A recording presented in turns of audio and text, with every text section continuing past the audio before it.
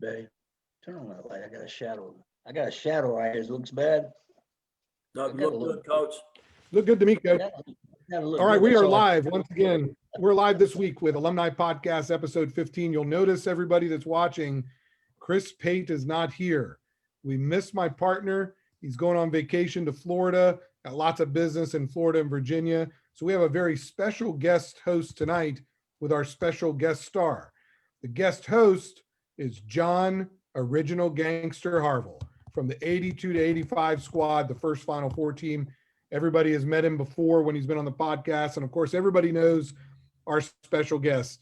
We are very thankful you're here. Coach Herman Valdes, thank you for being with us tonight, Coach. We love you. We're so thankful you've come back for part two of the two-part series with Coach Valdes and your time at Bayshore. Thank you. My pleasure. Want to run some quick news real quick. The boys basketball team seemed to have righted the ship against Clearwater Central Catholic, but we fell last night against Carrollwood Day School. That's a really good basketball team. They've got Mike Trigg, who's a nationally recruited football player. We only lost by 3 competitive game, had the lead in the fourth quarter. So the boys seem to be riding the ship. We have a bunch of stuff going on at the school related to like a strategic committee that's working on projects for the school that seems to be really working hard and doing great work on behalf of the school, thanks to Melanie and her team. And again, no Chris Pate tonight. We miss you, Chris, and wish you were here. John, you and I are going to get started with the questions. Remember, I talk incessantly, so you're going to have to interrupt me. Okay, And let me just say, I hope I can fill the shoes good for Chris. Chris, if you're watching, I'm just warming the seat for you. That's right. Very good. So, Coach, tonight we want to close out with part two, and that's covering the the second half of the 1990s. We talked a little bit about it in the first episode. What we've got going here with the question that we got first is, 1993 and 94 were two entirely different teams, weren't they? I mean, 93 was Derek and Andrick, Showtime, and 94 was the beginnings of the three-point game, the perimeter game with Jonathan Johnson. Tell us your thoughts about those two teams. Well, the 91 team, the 34-1, and it took a trip to Tallahassee, made the Final Four, ended up 34-2. And that year, there was some interesting, as I went through some of the scores. For example, we beat Santa Fe 3 times that year. And the head of our school board at Bayshore is the coach at Santa Fe at the time. Wow. Kevin Donlin, right? Yeah. Yeah, he's quite a gentleman. We have a great relationship. Kevin Donlin is a good man. He was a good coach too. And then we played Temple Heights a couple times. One of the scores was 95-35. And then we had Westminster was quite a competitive game. We beat them at their place 74-72. And then we lost to them at our place 71-73. So it was a 2-point ball game each time. Temple Prep, we kind of owned them at the very beginning. And I don't know if a lot of people don't know that, but those years that we were really trouncing Temple Prep, it was Joe Finland's brother that was the coach. Huh, And yeah. There was a big episode that you mentioned in one of your previous podcasts where the score was so lopsided that one of the parents just came at us with, that was a fine Christian attitude type of thing, And all I could hear through the walls was Joe Finland's brother just cussing his team out. I mean, it was really pathetic. Right. And what I told the lady was, if your coach would spend more time on his skills and less time on choosing his profanity, I think the team would improve. Well, and Harville remembers that because he told that story, right? When you're on your podcast about I think so. coach or parent coming in, and it's a pretty wild scene in the locker room. We also owned Berkeley during a lot of the period of time. I know that's one of our big rivals, but we beat Berkeley in 91, 68-45, and then 84-45. There was a lot of wonderful things happened. Expectations are this: we will be the best conditioned team in town. We start with that. Get ready, because day one practice is not layups and the little baby drills, we're going to be ready to start with our press. We'll start with our game plans, and we will not waste time on doing those things. And if you recall, I think, Johnny, you were one of those who said, it's not fair. Oh, When we work against, we had the full press against 2 people, and then against 3, and then against 4, and then against 5, then against 6, and then against 7. And my whole attitude was against 2 was to have success in the press. Once you're running your press against 2 people, you're obviously going to have success, steals, layups. You get confidence, and then you go to your next step is your full press against 3 people and 4 people. Pretty soon you find out that you could press against 6 and 7 people and be successful. Building the confidence, building towards that day when you're going to tip off and start the season. And that's been my MO, and it was successful. And we threw all kinds of presses and teachings. Many years ago, I got beat in a junior high game on a long pass that went out of bounds on the other side. The ball came back to one side, and that team ran an inbounds, and I got beat. And I learned one of the things I learned moving on was I was wasting my time guarding the inbounds pass. Mm. That gives you an extra person to play defense if you don't guard the inbound pass. So, Right. you have to make those little decisions depending on personnel. But those were all real things. And I took that onto the high school level and did a lot of creative things as thoughts came up. You go to practice and you say, wait, this sounds pretty good. Let's try this. Let's try that. Trial and error. And with the 91 team, they were talented. They were a bunch of great kids. I really had great kids all along, because the ones that weren't great kids just didn't hang around. They Sure. didn't stick around. I never cut a team. I never And you put up mentioned that- I'm sorry, go ahead. You never saw a varsity list of names that you guys, this is the team that made the team. I never did that. Not even at Robinson. If you wanted to hang around and get better and improve yourself and hope that somebody was ineligible or injured or whatever, then hang around. And several players did that. I ended up being varsity contributors. That's right. And I never believed in putting up a list, because you destroy other kids. Sure. If gee, I worked hard and I didn't make the list. Some coaches are cold about that. Hey, I'm sorry, try again next year. You need to give kids hope. Coach, As we move if I can interrupt real quick, you Yeah. would always say, going back to what you said earlier, that about conditioning. If we lose the game, we'll go race them afterwards, and we'll beat them in a race, because we won't even be winded after the game. right. And You then, remember times too when we didn't play well. I had you all run suicides right after the game. one time you had us run Oh. during warm-ups. Oh, coach. We weren't warming up right. Okay, then we'll get a sweat going. We did half-court suicides as the other team laughed at us, and then we ended up kicking their butts. Coach, I don't know if you well- remember, but we had one of those suicide marathons after a loss to Shorecrest. We beat them at home in '86. I was going to save this for the Freddie Tomasello show, but in when we had to play them at their place, we went back to the school and ran suicides because we didn't execute the end of game situation that we had practiced, and we played poorly. So yeah, no, running after a game, that was common if you didn't produce like you should. And tell the parents, you just got to wait on it. I'm not Right. through. Right. Well, by the time I reached that point, I was already pretty secure in who I was as a coach. I did that at Robinson too. Just it wasn't a matter of I did it at Bayshore because I was the principal. I did Right. it at Robinson when I wasn't the principal. This is my classroom. This is where I teach.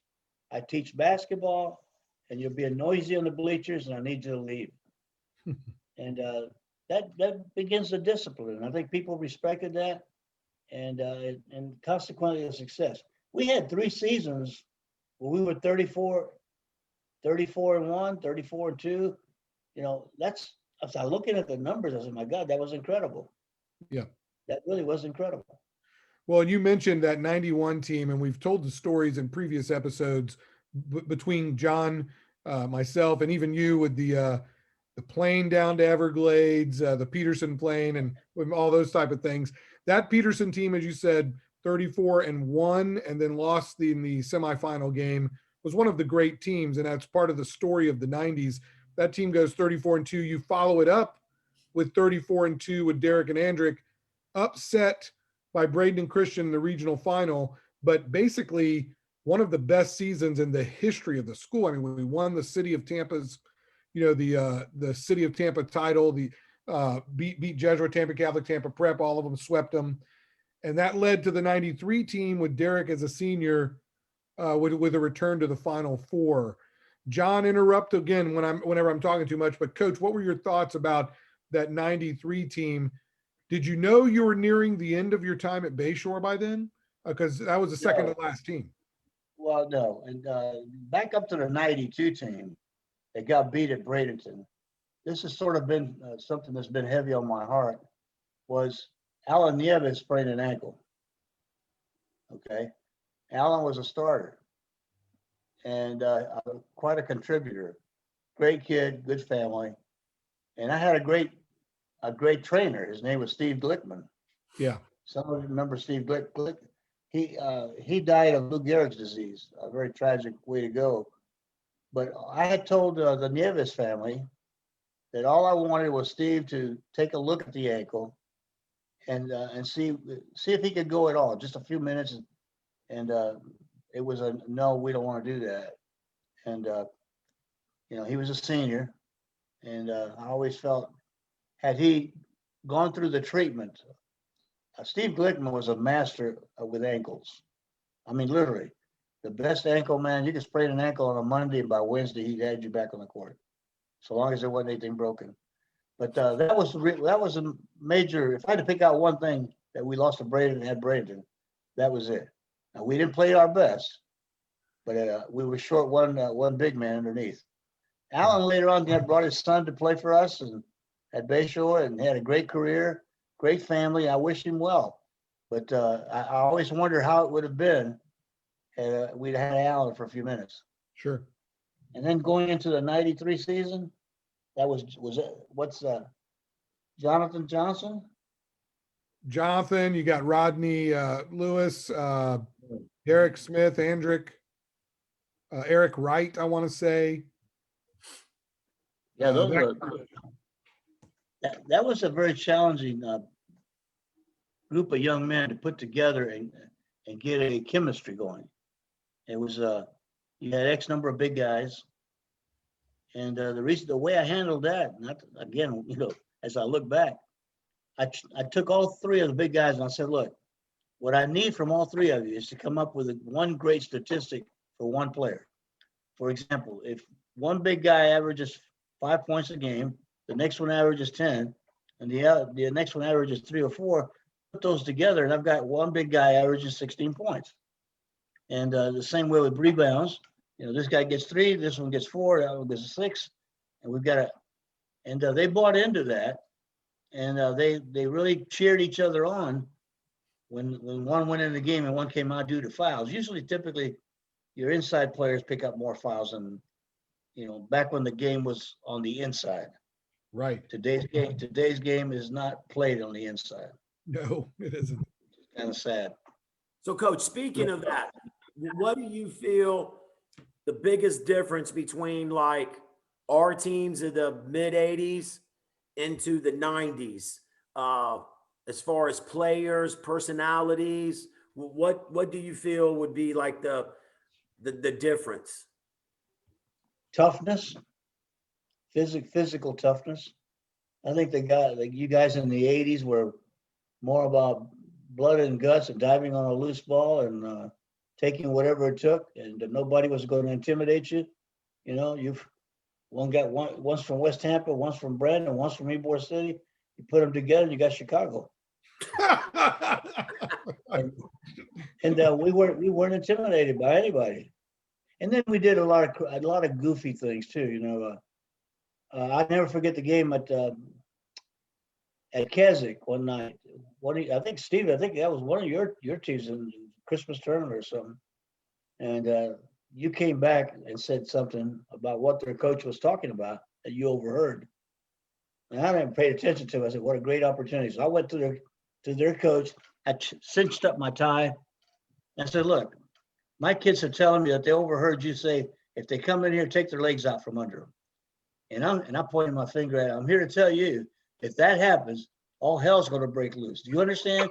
Because as a principal, I'm going to, and I went on and on. No, coach, I didn't say anything. Well, I knew I had him right there. It's like, I got you. You believed everything I said, and from there on, it was okay. Playing those mind games, you play the mind games with opponents. Keswick had a coach named Wells, great guy, and Keswick would play a lot of soft teams and come up with great records. Come up with 25-2, 28-3. And I'd go up to him and say, you don't have any brothers on the team. You're never going to win the big one. And so I played the mind games with him and tell him the reason we were successful was because I wore my yellow tie. Right. And I'll never forget the night that my daughter, Kimberly, had her wedding rehearsal dinner. Obviously, God first, family second. I wasn't going to be there. So I had told this coach, when you come into our gym, I'm not going to be there. He says, yeah, right. You're not going to be there. You're not going to leave this team. I said, I'm telling you, I'm just going to give my tie to Coach Dibble. And that's all I need to do. You don't need to do anything else. So I was there at the beginning of the game, made it really dramatic, took my tie off, cinched it on Tom Dibble's neck, kind of smoothed it out. And he said, you're really leaving? I said, yep. I don't need to be here for us to beat you. Well, that was so true about Keswick, right? Yeah, well, I ended up going to we had dinner somewhere at the Spanish Park, I think. But I had Dina Pippin calling me on the phone. Dina, what's the score? And she was like, well, coach, with 4 minutes left, I said, you better tell Dibble, you better step it up. That is classic. Yeah. Well, those are mind games. Those are things that you do. You could do them with some officials too. You told us you used to do that with officials. Like before the game, you'd go up and shake their hands and tell them little things. Yep. I would let them know, in no such terms that I expect them to have a great game. And then when the rule was in that you couldn't get up, they had the seatbelt rule. I would kneel down and just crawl up and down the bench. And then when there was a bad call made, I would take my glasses off like I'm taking off now, and I would just hold them up. I wasn't going to say that was a bad call, but you're blind, you don't see well. Yeah. And those are all little things. They're fun things. I would never get ugly with an official, really ugly. In fact, I don't recall ever getting a technical foul at Bayshore. Well, you did get the one intentionally. Yeah, right. At Evangel, I'll never forget that one. Coach, that was a good question from John about what was the difference between players in the 80s, 90s.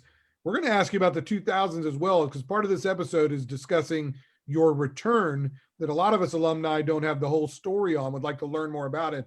So we got Peterson era ends with a Final Four. Derek and Andrick is Showtime. It's really hard because I don't know which question to ask first, but I want to make sure I get it in. There are so many different styles. You would agree, and you have said previously, that a good coach adjusts to the talent that he has. Because you've had walk it up teams, pounded into the post teams. You've had teams where you've had to have a guy score 30 in order to have a shot at winning. You've had you even had, of course, which is the next team we're going to talk about, the 94 team, which is the beginning of this perimeter 3-point shooting type of style. Tell us a little bit more about that. You're thinking about a coach has to adjust to the talent he has. If a coach has 3 guards, as we did with Johnny and JD and JoJo, who have quickness and aptitude for the game, a basketball IQ is fairly high, you can be very successful. If you end up with just two guards that handle the ball, you have to bring them some help. And if you happen to have just one ball handler, you're in trouble. Because it requires more than one person handling. And if that person keeps the ball in his hands too long, they're going to end up turning it over. So when Andrick and Derek came over, I mean, with their quickness, I mean, Derek could break the press by himself. You know, so you challenge the other team to stop you before you make adjustments. Now, teams who adjusted well, I would walk the ball up the floor. You know, you break the press with three. But typically what coaches are doing today, they bring it up with three on the first pass, and then they abandon the other two take off down the court.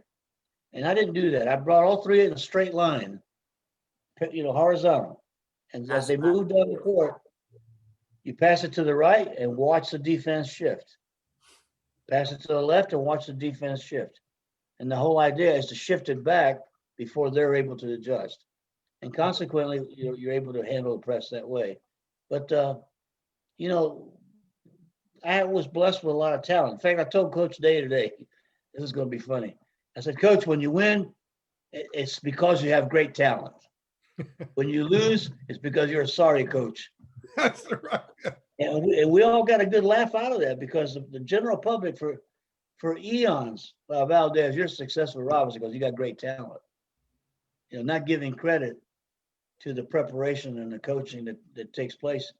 To take a lot of, back then, busing was in. I had kids from the inner city area. I had kids that one year they merged Blake and Robinson. So I had two varsities that I needed to condense to one varsity. Right. And we practiced in the at Blake. So, you know, if coaches are not willing to make adjustments, and I guess that's true in life, isn't it?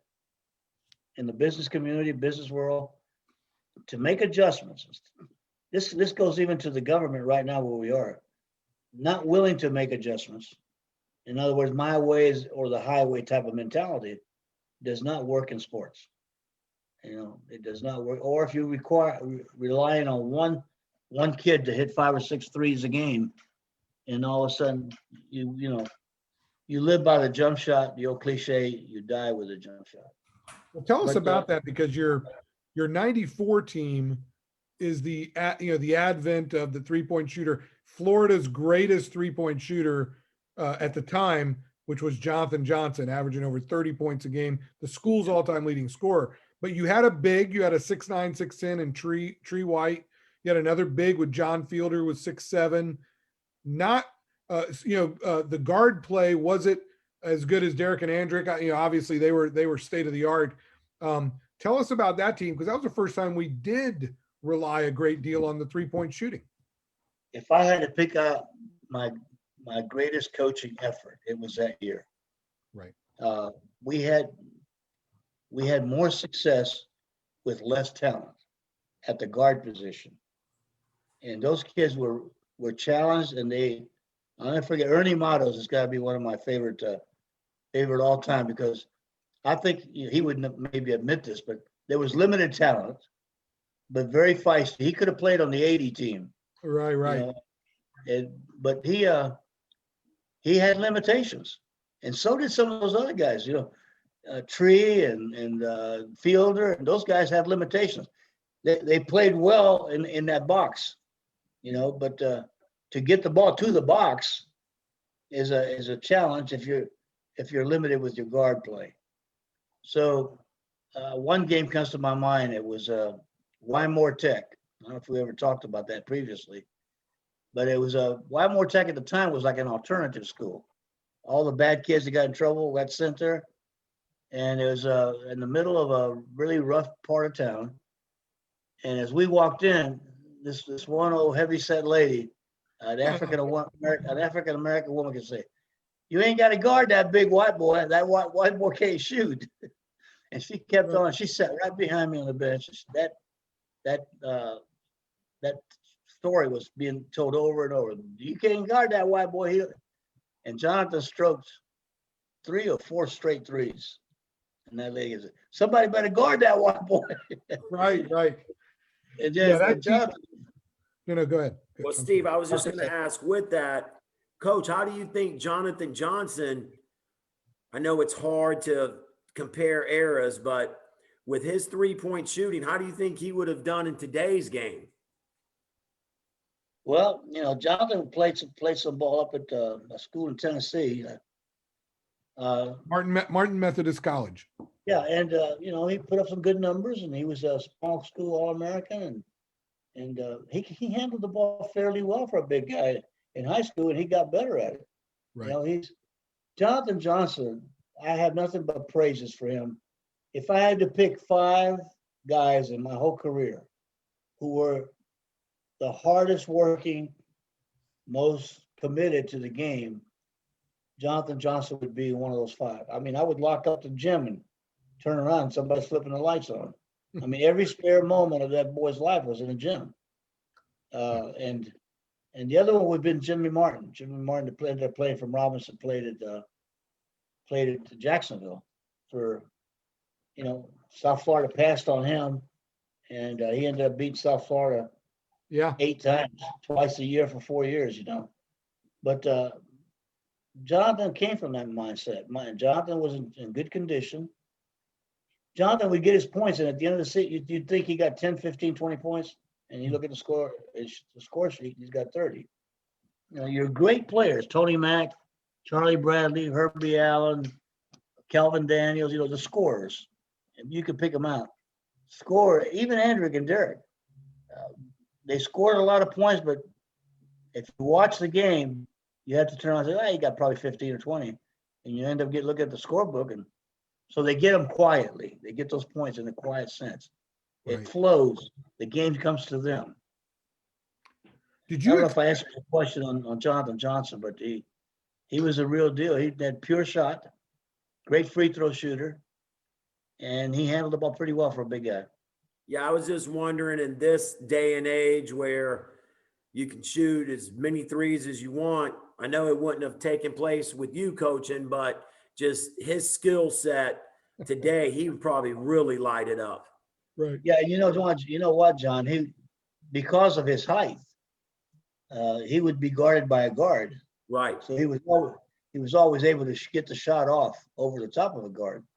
And if they brought a big guy on him, he had enough skills to go around him. So yeah, Jonathan was a real deal. Coach, you did you think when Andrick transferred, still talking about that 94 team that won 33 game, 36 game, whatever it was, 32, and they made the Final Four with Jonathan Johnson.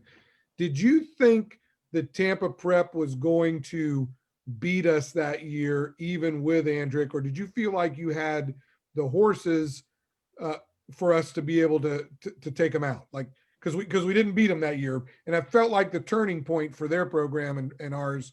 What was your thoughts about that season's Tampa Prep games? About us getting beat by them? There was more on their team than just Andrew Frazier. They had a good ball club. But, to Bayshore's credit, we ended up playing Fort Meade, I believe. And we beat Fort Meade. Fort Meade came back and beat Tampa Prep. Bayshore goes to the state, and Andrew Frazier stays home. Right. I had all of the Frazier kids. I had Andrick and his brother and his sister.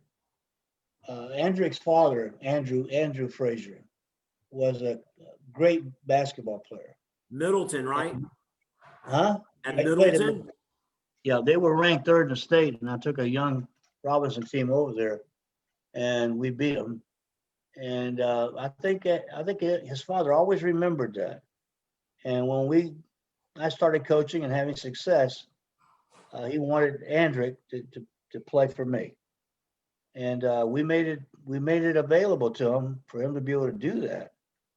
And that summer, which would have been the summer of his junior year, well, going into his senior year, I went on vacation, came back, and find out he's a Tampa Prep. And I was upset for several reasons. And Andrick, if you're listening, listen, there's nothing I would like more than to have lunch with you and share my heart with you and put this thing to rest because it's something that's gnawed at me. Uh, you know, loyalty today is something that is missing. You know, if someone pays you 5 cents more, people are bailing out for that 5 cents. Right. And forget about all that you did for them leading to that point. Andrick was an outstanding student, and he felt like we didn't offer the classes that he needed. And the truth is that he could have been duly enrolled and begin to get college credits at Bayshore with the relationship we had with Hillsborough Community College. But he made his choice, and I respect that. I took him to the Philippines with me. He and Jonathan Johnson and Jonathan Fielder. I spent over $10,000 that I raised to make that trip with the hopes that these 3 lives would be changed and they would come back and impact the school for eternity. And as it worked out, it didn't, and I always answer why. Jonathan Fielder got himself in some issues, and I haven't seen Jonathan either. I'd love to connect with him. And Jonathan Johnson, his life went in the wrong direction also. And Andrew Frazier ended up going to Tampa Prep, and today is a very successful businessman. Got a degree in chemical engineering, I believe. I'm proud of what he accomplished. And but I'd like for people to remember that he didn't sign his scholarship with Vanderbilt on the strength of what he did at Tampa Prep. That's right. He signed with Vanderbilt on the strength of what he accomplished at Bayshore. Which shows that Vanderbilt had already made the decision that Bayshore's academics was more than sufficient for the scholarship offer to be issued. Right. But if there's a caveat there was that we beat the team that beat them, and then we went on to state. And that happens. That happens often. It's like people jump ship for various reasons, but when you do, it leaves a trail of feelings behind. And a thank you would have been real good.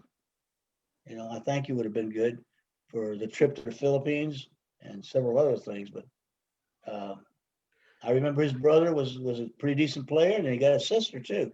I remember when his mama passed away, and his daddy, what an awesome player he was. I mean, Andrew Frazier was on the same path as Tony Mack or Charlie Bradley or Herbie Allen or any of those.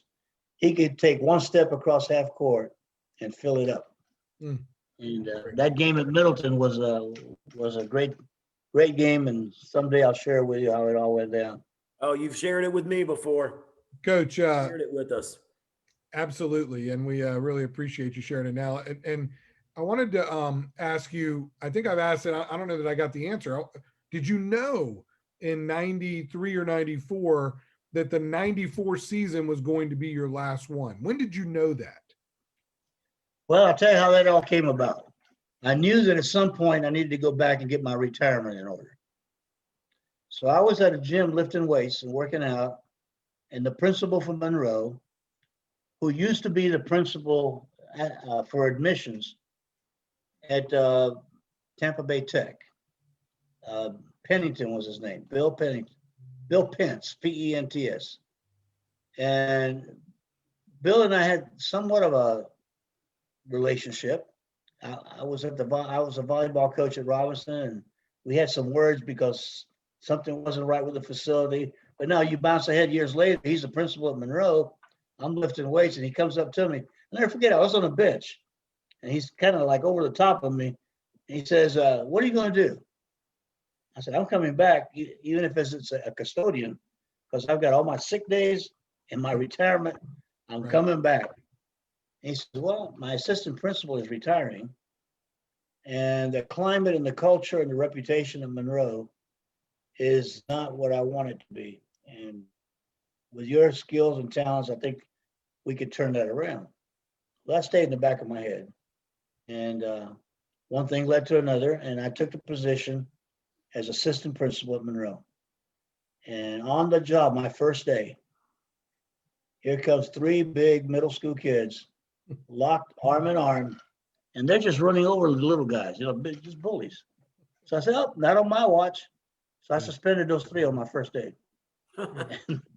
And I straightened out a lot of those things. And 5 years later, I had some automobile problems, and I called him and says, can you take me to school today? My car's being repaired. He said, sure, I'll pick you up.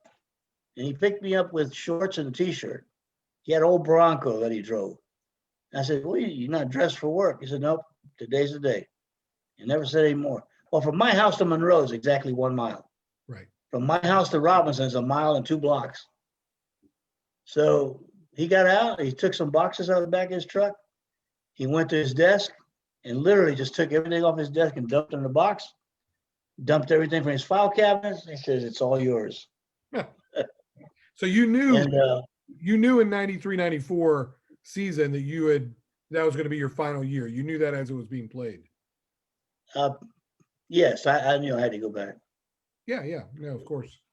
I got some people commenting on Facebook I'd like to share. Chris Pate says, welcome to prime time, Harville. And he also says Mr. Glickman was the best. And of course, 1980s ballers are tough as nails. And of course, Missy Cabot says, of course, it was a very tough time with the wake for Andrick's mom. So really glad everybody's watching and learning more about the Coach Valdez's time at Bayshore. So we've covered Peterson State Final Four, Derrick State Final Four. The last Valdez State Final Four in boys basketball for Bayshore is the 93-94 team with Jonathan Johnson and Tree and Fielder, Roderick, Bo Heinley. Coach, I know a lot of people are wanting to know the 2000s. Like, I don't know that story very well. I don't know if Harville knows much of it, but how did you end up going back? Why did you go back? And what was the basketball? What were the basketball teams like at that time? Well, let me. I wrote some notes here as to the sequence of coaches. In 99, Dibble takes over. Okay, and then 2000 season, Dibble took over. All right, so prior to that, now you're going to 90. Let me back up here because It goes. you were asking about the 2000. So what I want to tell you is the coaches that filled the gap was Dibble in 99, Dibble in 2000, Dibble in 2001. Then Dean Kagi, who you know well, was 2003, Kagi 2004, Kagi 2005, Kagi 2006. I couldn't find any wins and loss records on those. I think you and I talked today briefly that the yearbooks that were printed during that period of time didn't include a lot of that. The books had to go to print, and there was pressure on the administration to cut it off somewhere. And typically, it's baseball that gets cut. You have an addendum to that later. But the condition of the basketball team was definitely deteriorated during that period of time. Not with Dibble. Dibble did his numbers were good. Tom Dibble's numbers were good. But let me also say this: every assistant that I ever had, from Robinson to Bayshore, were some of the most loyal men. Not only loyal to the school, but loyal to me personally, and hardworking men that would do almost whatever it took to get the job done. Now, having said that, many of the assistants that played for me became head coaches and did not have the success that they had experienced when they were part of my teams when I was the head coach. Now, Dibble took one team to the state. I believe that's correct. Mhm. And Coach Sam took one of the teams to the state. And but after Kagi, Pippen, Dwayne O'Donnell. Right, Dwayne Pippen. Well, you know what? Depends on my mood what I call him. But as I was looking through he had a unique talent in basketball. He he took the charge more and better than most of the players that you ever could. Do you I think think part he of that has the was- most? Do you think he has the most charges in school history? Oh yeah, no, far and above. And he John, also, John, how many? Who was the king of taking charges for your Steve team? Heston, Okay, very good. without a doubt. Yeah. Steve would put his body in front of anybody. As skinny as he was, he would take a charge and was very good at it. That's really good, Coach. I'm sorry we interrupted. You were talking about Dwayne. now Pippen was a good actor. If somebody just touched him, no matter how lightly, he would fall. And I taught him to slap the floor. Yeah. Slap the floor with your hand and Very make good. it and the official that wasn't looking all of a sudden turns and he sees a guy on the floor, so he's compelled to call the offensive foul. Hey, let me Yeah. interrupt again. Chris Pate says that Donnie Hamlin took a lot of charges for the '87 team. Yeah, he did. Donnie was one of those blood and guts players. Yeah. You're right, Chris, but he didn't get as many as Pippen did. Right. So Dwayne takes over as coach. Tell us a little bit about that before you, I guess. Dwayne was there before you. Yeah, he was. He was there 08, 09, and I took over in 10. Now you asked me, this story hasn't been told, so this will be fresh off the press. Good. I'm enjoying retirement, and fishing a lot, and I miss coaching. In fact, one of my regrets is that I gave up coaching too soon. I would have loved to have stayed a few more years, and I could have. In fact, I still feel it. I'm going to be 81. I still feel that I could go into a school with a good assistant coach and turn any program around just on teaching the game. But on that year, they had made 2 bad hires. The school made 2 bad hires. One lasted 6 months, and the other one lasted a year or a year and a half. So I get a call. I mean, I'm involved. I'm involved in the school. My money's there. My heart's there. My kids are there. My grandkids are there. So I'm all involved. I'm all involved in baseball and still am. And I'm on the deck. I have a beautiful deck in my backyard, and I got a phone call from the head of the school board. He needed to talk to me. Well, I already knew if he wanted to talk to me, it was about the possibility of maybe coming back and straightening things out. Give us a little bit though about what did you have to straighten out? Like what was happening? The climate. The climate was very, very oppressive. Oh, okay. The teachers were not feeling good about themselves. Okay.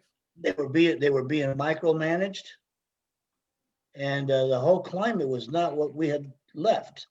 Right. So Donna Brooks followed me and did a great job. Donna Brooks took the school to another level, and I'm very grateful for her. But she reached the point, just like I had, that she felt that God had something else for her to do. So she gave him a whole year to begin searching for another head of school. And when they did, they made a mistake. The first guy that was there six months was from up north, and his wife didn't come down with him. She said she wasn't going to put up with the hot weather.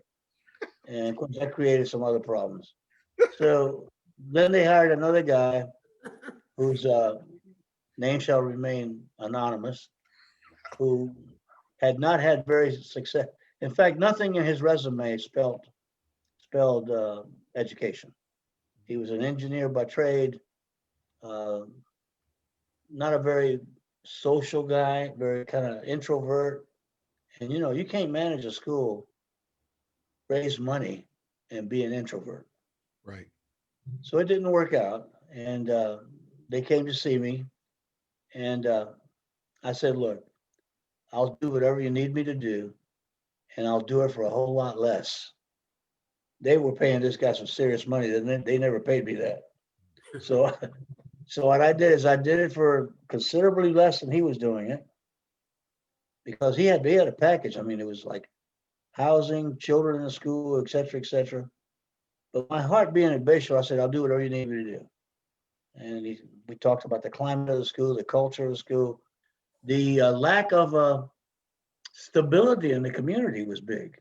You know, when you go through two bad hires or two unsuccessful heads of school, the reputation and all the community starts to talk.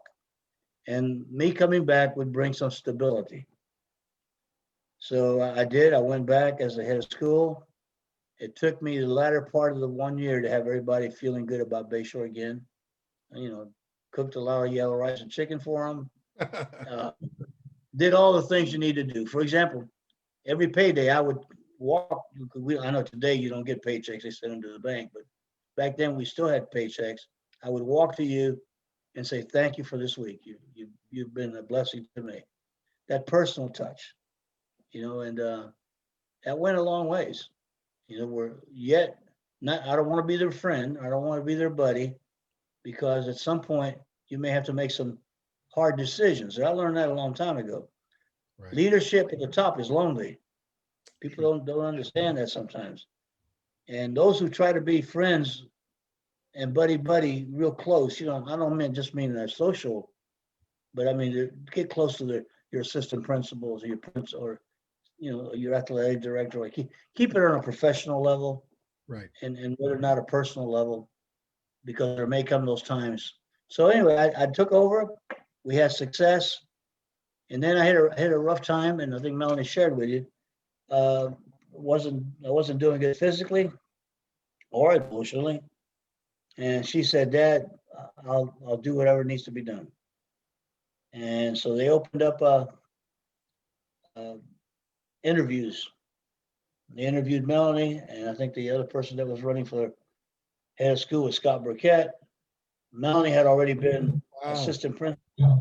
Melanie had already been assistant principal at Tinker on base. They loved her at Ballast Point where she started, but they overlooked her. There were some political issues. It happens a lot of times. Somebody owes somebody a favor. Yeah. So she lost out at Ballast Point, which is where she would have loved to stay. Went to Tinker, became a assistant principal. She passed her national boards. Melanie comes extremely well qualified, and she brought it to Bayshore. And the interview took place, and they hired her, and we worked together. Melanie and I worked together maybe for 3-4 months. Kind of in a transition thing, because like she told you, you know, you're not just running a school; you're running a business. And Forgive me for interrupting. So you come back, Melanie helps out when you have some health issues. What were those basketball teams like? I mean, I can look online and it looks like 11-12, 14-8. What were those teams like compared to the past? In that year, 2000, Coach Day was my assistant. Okay. And his son played for us. And we won 18 or so games. I mean, we had a successful season. But we got beat by Sefner at Sefner, I want to say in the district finals or something. It was a very poorly officiated game, and things didn't go well. And when, you know, those things happen and you get beat. And then I left. That's when I left and left it in his hands for the coaching part. I stayed as principal for a couple of years after that. So my last year coaching was 2000. I believe that's correct. And Coach Day took over. I'm sorry, 2010. Right. That was 2010. As I came back as principal and coach, and the following year Coach Day took over, but I stayed as principal. Right. And I would help him as needed. I think that was the sequence. And he's an old military guy, you know. He's a good man, good family. He loves kids, and you know, he's doing what he best he can with what he has. Right. He spends a lot of time with the AAU opening the gym. And so kids can, you know, kind of like what we used to do, have open gym type of things. And you get kids to come by, they like what they see, and then many of them end up being part of the school. What, you know, what is I wanted John to jump in and ask about your coaching tree, and maybe we'll get to that in a second. But who was your most difficult sideline opponent? Was it Joe Finland? Was it Clem Caprera, whatever his name was at Berkeley? I don't remember. Sorry if I'm messing it up. But who was the coach you felt like he's going to bring the biggest challenge to me on game night? None. None. I mean, Right. what you're suggesting, what you might be suggesting is, was there a coach that I might be intimidated by? And the answer to that is No. I don't believe that at all.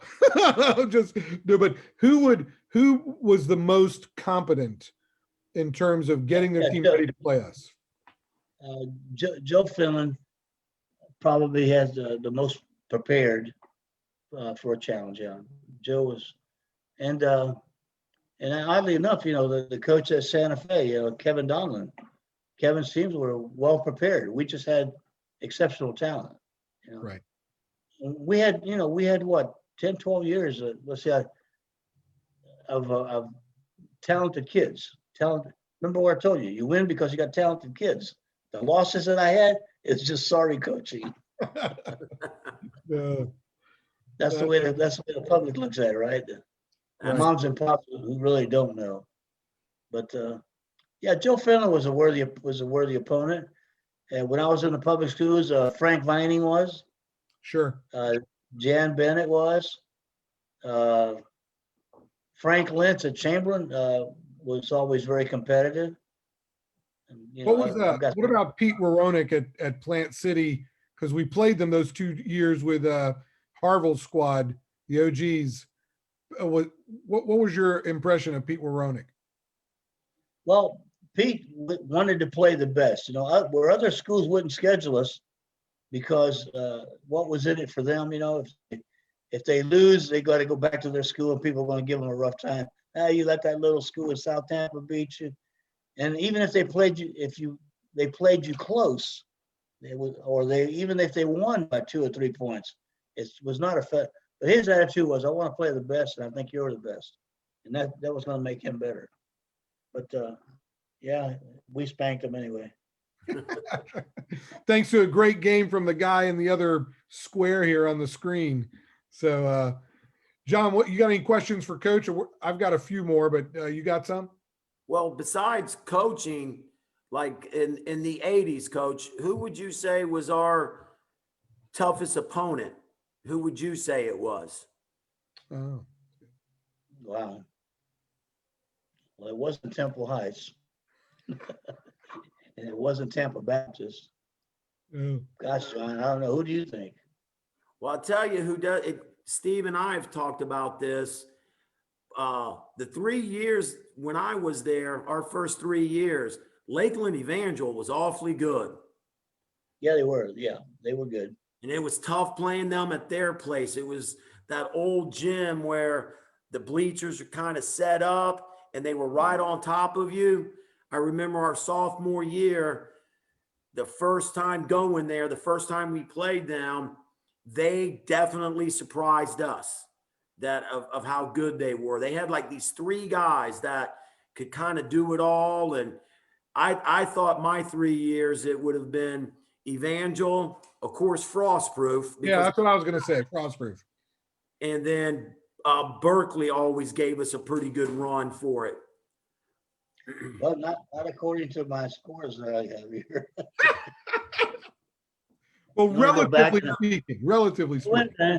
Berkeley Prep, we beat them 68-45, 84-45. Oh no, that was 1991, John. Okay, yeah. There you go. Yeah, I think in the 80s, the first 3 years, they were pretty good. I remember having their games were real fun. Their crowds were real good at our place. Remember that one time, my junior year, that crazy kid came running up and tore the poster up of the cheerleaders made. I remember that. You remember that? Yep. I also remember the Santiago family coming in dressed like monks. Yes. Carrying the cross. Right. Those were fun days. Yeah, those are good. Those are good choices. Those 3 teams. And then our fans had to learn learned some things. We had funeral fans, and we would hold them in front of our face and introduce the other team. And one of my favorite things was, and you mentioned this in one of the podcasts, when I would introduce the kids, I'd tell them where they were from, where they were born. Right.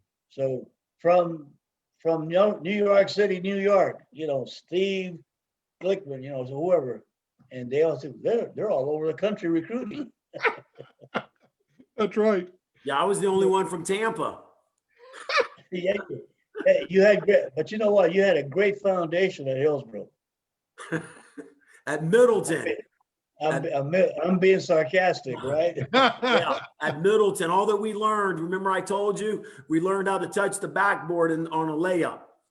Who was the coach? Permui, wasn't it? Yeah, Frank Permui. Wow. Yeah, That's No, he going passed way away. back. That's going way back. He was passed a away. baseball coach. Oh, yeah. He was more of a great baseball coach at Middleton. He was kind of forced into coaching basketball. And the only thing I remember playing at Middleton was touching the backboard on a layup. Well, you learned to do that well. Oh, let me mention one other thing too. Not that I want to correct you, but when you said about the three guards, myself, John, and JoJo, us being quick, John and JoJo were quick. I was pretty slow. I didn't have a whole lot of quickness. I fell back a lot. I let those guys do all that stuff. I was just trying to make you feel good. Thanks.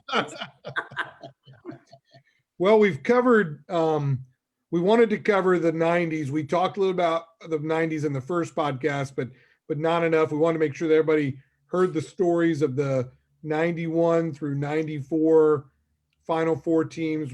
Wanted to talk about the changes in style, which you shared with us, Coach. I mean, 91 was a half-court team with a complete team with a star and Brian Peterson. 92, 93 with Derek was Showtime, pace and space, full court transition. Then you go back to walk it up with Tree and Jonathan Johnson in the three-pointer. Great coaches are able to do any style.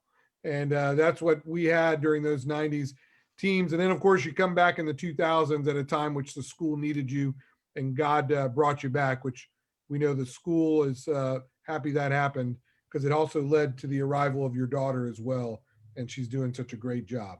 Yeah, God has a plan, and if you focus on God first, and just be faithful to that. If you're faithful with the little things, He promises to give you bigger things, and that's certainly been true in my life. Also, the fact in 1 Corinthians, verse 27, God chose the weak to shame the strong. He chose the dumb to shame the wise. And why did He do that? So that no man can boast. I could never boast that I was successful as a principal, because I had my master's degree, my PhD, my REV, all the credentials. I went from Robinson to Bayshore literally one day in shorts and t-shirt, and the next day with a coat and tie. Right. Why? Because I was the least of the least. But so long as you're on the path, God will give you everything and surround you with people so that He gets all the glory. See, I as an athlete, at best I was average. At best I was average, and I was never, one of those starters. I made varsity at Jefferson High School as a sophomore, which is a big deal.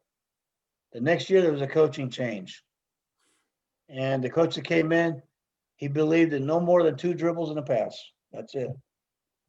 And I grew up at the boys' club. I was shooting jump shots before the jump shot was available. I had a 2-handed set shot that was incredible. I had a 1-handed push shot, old school. So being at the right place at the right time. In football, the guy that lived across the street from me, real close friend, he played fullback. He went to Plant.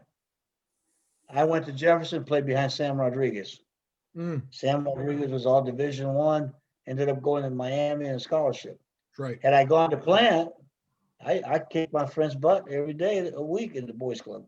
So I would have been the starting fullback. It's all about timing, God's timing, and it puts you at the right place at the right time to achieve the right thing. So all the kids that came to Bayshore, it was the right time. God used the school to influence your lives spiritually. And those seeds were planted. And those seeds, God has allowed me to see the fruit of my labor, the fruit of the seeds. Not many men get a chance to do that. Most men in my profession either are dead, and they have not been allowed to see the product, the final product. So I'm so proud of you guys. And as all of these people that we talked about, Brian Peterson, his family, what a blessing they were, John Edwards' mom and dad came to know Christ as a result of John being at Bayshore. John got baptized by the coach in October in his underwear at Leesburg. You remember that, John? Oh, you better believe it. Yes. So, and you had some rough times in your life, but those words, those seeds have never gone. God was just there waiting for you to come back. That's the way it works. We walk away from God. God doesn't walk away from us. That's so true, Coach. That really hits it. I wanted to interrupt and say, could I say something real quick? Yeah, I got something online right after that. Go ahead. I'm sorry. Just piggybacking on what Coach said, at our dinner, Mr. Noriega asked us about. Yeah, the dinner, John, the dinner being a lot of the coaches' former players were able to get together at the Columbia in Tampa over the holidays. Got to see them, many of us for the first time in a long time. So go ahead, John. I'm sorry. Yes, sir. Sorry, I didn't. No, please. Yeah, so Mr. Noriega asked us all to say something about Coach's influence and Bayshore's influence. And like I said at that dinner, since my back injury, I can't shoot I don't shoot basketball anymore. I haven't played basketball except for watching it on TV is about it for me. And, I don't know if I could even remember a lot of the 1-3-1 press rotations, but the one thing that Coach did for me and all of us, he led us to the Lord. He gave us our ticket to heaven. That's way more important than any basketball strategy. And he used to tell us that you're only going to play high school basketball 3 years. Some of you might be lucky enough to play in college. That's 7 years. You're going to be a man, hopefully to your 75, 80. You got to have your priorities in order. God, family, school, or your job, then your hobbies. And he led me and everybody that I played with, he led to the Lord. He gave us salvation, which is the most important thing that you can, as an educator right now of 28 years, I'm not able to do that at the public school, but that's the most important thing that you can give a child. And I'm forever indebted to him. That's really wonderful. That's wonderful. Real quick, online, we have Tree White, Tavares White, best coach ever with a heart. And he also says, amen, talking about how you plant the seeds. And I of course, would just reaffirm what Harville just said. All of those words are wonderful and true. And of course, John Michael Cabot, who came, I think, several years after Coach, is saying preach, exclamation point. And then Missy Cabot would train up a child in the way they should go, Proverbs 22:6. That's all coming through in what Coach is saying. All of the seeds he's planted in all of us as a Christian man and as a Christian leader, hopefully they've borne fruit. And Steve, we had a lot of them. I mean, right. You're talking about Cabot. You mentioned Mr. Cabot's children all the time on this podcast, and I see them all the time in Facebook. I knew Mr. Cabot before they were born. Mr. Cabot was a great man of faith, a great man. He once gave us in Bible class a phrase about, and I've shared it with you, if all this is wrong about the Bible and everything, okay, you pass on and there's no loss. But what if it's right and you don't accept it? Where do you end up? And that has stuck with me for 37 years, 36 years, whatever it's been. Mr. Cabot, for his children listening, was a fantastic man in my life. That's absolutely wonderful. That's absolutely. Steve, let me just interject. No one comes to Bayshore to either work or as a teacher or as a employee or as a student and leaves the same way they came in. They all leave differently. Differently in a they've been- good way. Yeah, because they've been Great way. touched by God. The seeds were planted, and God's word never comes back empty. Mhm. That's Never right. comes back empty. That's right. It's so important for people who may not be at Bayshore and they're considering where to send their child in terms of a private school option to hear those stories, because it's so true. Everyone that has come through Bayshore has been touched in one way or the other by the school. It is a very, very special place. What school the size of Bayshore that you know that have had 4 students in the Armed Force, Annapolis, West Point, Air Force Academy, Naval Academy, when your senior class is 12 to 16 students, and Right. you have that is so incredible that we've had that kind of success too. We've got doctors, we've got attorneys. You guys now have your own families, and your priorities appear to be in order. And if they're not in order, at some point you'll focus on what those words you were taught, those seeds that were planted, and God will honor that. Yeah. God will honor that. Very good. Hey, listen, I push to don't forget the coach's book, Chico and the Coach. Right. It's been the book is completed. Working on a few illustrations, and it'll go to the publisher within the week, and hopefully it'll be out for purchase in the public around Easter time. That's really great to hear. What about the movie? I thought there was a movie coming out. Has the movie There come is, out? yeah, there is. And what's happened is the interviews that, for example, Mr. Noriega's interviews with Charlie Bradley, those have not been able to take place because of the COVID. Right. And so consequently, that's been on standstill. But we're still hoping to synchronize the book coming out and the video to go along with each other. Very good. I'm Very excited about that. It's Coach, been an act of you were talking to us about that book in 1982. Keep going, the That's coach. right. Yeah, I was supposed to done that 40 years ago. A lot more just a content now. So, well, listen, Coach, we can't thank you enough for being with us again. Very important. Your story and the Bayshore story is one that is important for people to hear. It's a Tampa story. It's a Christ verse story, more so than it is a basketball story.